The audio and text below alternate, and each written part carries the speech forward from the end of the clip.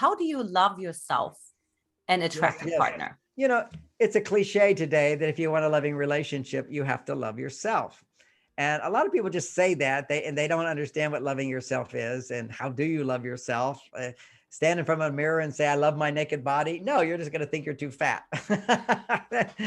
You got to get to the root of why we don't love ourselves. So it starts when we're little children. See, we don't see ourselves as children. We can't know ourselves. We only know ourselves through a mirror. Even today, I had to look in the mirror and brush my hair, see how I look. I put on outfits, see how I look. So we need a mirror to see ourselves. And if the mirror is distorted, we look ugly and unlovable. Mm-hmm. If the mirror is clear and we get a clear reflection, that reflection should say to us, you are worthy, you are good enough. It's okay to make mistakes. You don't have to be like everybody else. I love you just the way you are. That's the mirror. That's your parents' love. So your parents, usually they love you like that when you're born, before you can talk. And then they start telling you should know better. But when we come out into the world, people are happy to see us. The first message is we make people happy. We make people happy. It's like these hormones that get generated in other people to take care of us. We make them happy. So they feel all this love and they want to carry us and they want to protect us. It's a natural instinct that automatically happens. So we have the ability, we feel, oh, I make people happy and people do things for me. So I must deserve love. So when people don't do things for me, I'm crying in the night because I don't have language skills and nobody does anything for me. Then I feel, oh, I guess I don't deserve it. I wonder why I deserved it the other day. I don't understand. What should I do to deserve love? And we also feel like I make people happy. So if my parents that day are not happy, I go, what did I do wrong? I don't know. Maybe if I adjust myself, change myself, don't cry, maybe try this, how to get people to love me. And we think that we have to do something to have people love us when actually we're already worthy of love. And anything that you do to be worthy of love is actually affirming that you're not worthy of love. Because if you don't have to do anything, then you're never afraid. All of our fear comes from, if I don't please you, I won't be loved. And so you're in a relationship with someone and they're upset with you. You kind of go, oh my gosh, what did I do wrong? And many of us don't want to look at what we did wrong because that's too painful. If you admit I do something wrong as a child, you get punished. Mm-hmm. So we're afraid of being wrong. We think we have to always be right to be loved. So I'm going to hide where I don't want to feel I did something wrong. And particularly if I don't even know what I did, then I'm not going to say I did something wrong. Then only recourse is to say you did something wrong. And so we blame out. We blame out because we're not capable of looking at ourselves and knowing how we contributed to our own pain. Mm-hmm. Otherwise, we're victims. Everything is a victim until you learn how you create your life.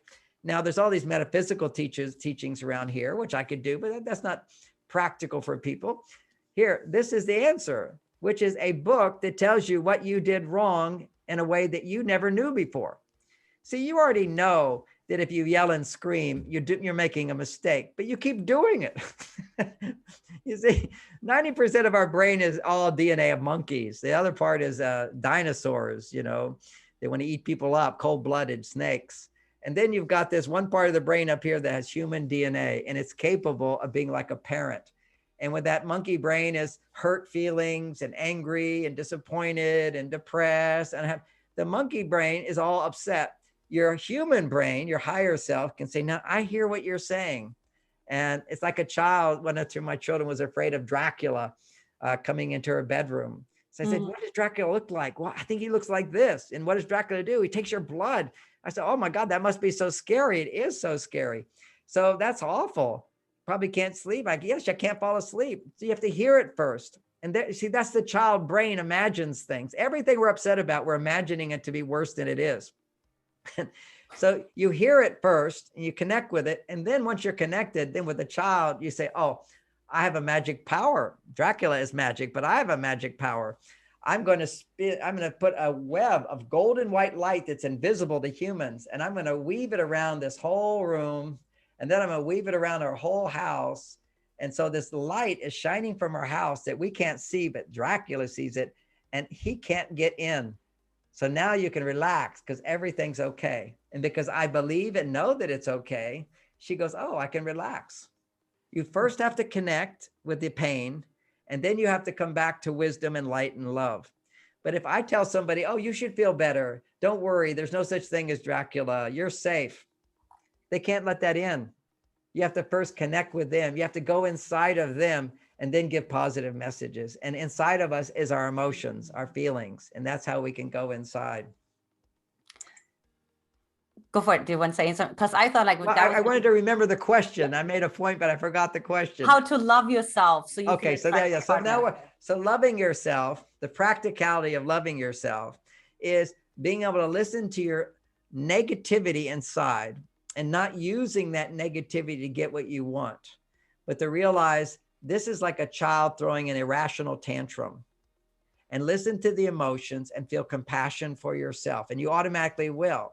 If you hear you journal your feelings, just you journal out your negative emotions, anger, sadness, fear, and guilt. Be totally transparent to yourself. And what you start to realize is a wealth of feelings deep inside of you that were never looked at as a child. Why were they not looked at? Because nobody said, are you upset? Are you angry? Are you sad? Are you afraid? Do you feel bad? Because children don't know what they feel. They only know what they feel through the reflection in the mirror. If a parent says, oh, you're upset about this, tell me about that. Then they'll start to put it into words. When they put it into words, they're starting to move to the front part of the brain, which has human DNA. So you have to do that for yourself. You have to become emotionally literate to embrace the negative part of you. A lot of people call that embrace the shadow or the dark side of you. It just means to listen to it and let it go. But if you act it out, or you use it to get somebody's sympathy, or you use it to intimidate someone to change, if you use it in any way to get what you want, you're reinforcing the control of your subconscious mind rather than your conscious mind. And all of these emotions are absorbed. They're absorbed in the first 7 years of life, these reactivities. And we push it down, but it's in there. And we got it in the first 7 years of life, where brain frequencies are different in little children. The brain frequencies are a theta state.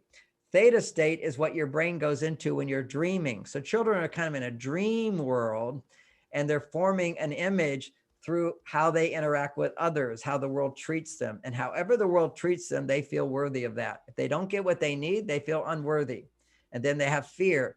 Because if you feel totally worthy, you'll never have fear. All of us have fear. Now, some people say, well, shouldn't you be afraid of taking that poison, or afraid of walking off that cliff? Fear protects us. I said, no, it doesn't. Fear always misleads you, by the way. It's negativity. If you let go of your fear and look at a situation, your wisdom will say, I'm not going to jump off that cliff. I'm not going to take that poison. Then you're free. Fear is the opposite. Fear creates resistance, pushing away, like emotionally pushing away. And whenever you resist anything, it comes more in your life. More a victim you are, oh, how bad everybody is, more bad people come at you. Once you start forgiving and learning compassion, opening your heart, but the foundation of that, you got to start with yourself. You got to hear your emotions.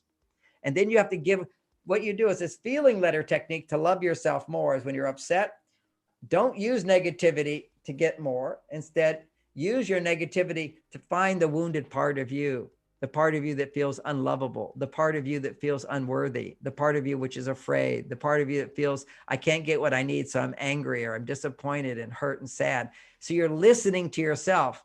Once you listen, you write it out. Writing it out forces you to listen to it by not acting on it, not using it. The next thing is, now imagine you're a parent and write a letter to yourself saying, I understand why you're angry. I understand why you're sad. I understand you're afraid. I understand you feel bad, and I love you, and it's my fault. I made the mistake, not you. You are innocent. You deserve love. I'm so sorry. Please forgive me. You should write this letter to, I'm so sorry. Please forgive me. I'm so sorry. Please forgive me. Thank you. I love you. I'm so sorry. Please forgive me. Thank you. I love you. You're my precious one. I'll do that. You have to imagine, use your imagination to imagine what you needed as a child that you didn't get. And a lot of people don't even know what they needed. That's why, I have one book called Children from Heaven, Teach You What You Didn't Get. People cry when they read that book. It's how I raised my kids. People don't know how to raise kids today. The old way of raising kids worked in the old world. I grew up in Houston, Texas, and when we misbehaved, Mom said, if you don't behave, I'm going to tell your father. And if you did misbehave, and she told father, you go to his room, he'd pull out his belt and he'd whip you. Mm-hmm. That was acceptable behavior in those days. You see, we were not as sensitive as we are now. Now we've gone overboard. We're hypersensitive. Everybody's being offended. Everybody's hurt feelings. Gender doesn't exist. Sex doesn't address me in a certain way. I have to have safe zones. Republicans can't hear Democrats without becoming angry. And Democrats, all they want to do is make the Republicans wrong. Nobody can talk anymore. You see, this is our hypersensitivity. We're all so needy of approval, of acceptance, because we're not approving and accepting our own negativity, and owning that negativity is like a little child who doesn't know better, and we need to give it love. So when you can't love the child, then for some people, they're hyper givers. You talked about giving. So they're hyper givers because they want to justify taking. See, I deserve, but if you feel I don't deserve, you want to earn it first. So you want to earn that love. So women give to get. And when you give to get, you poison a man. You will get less.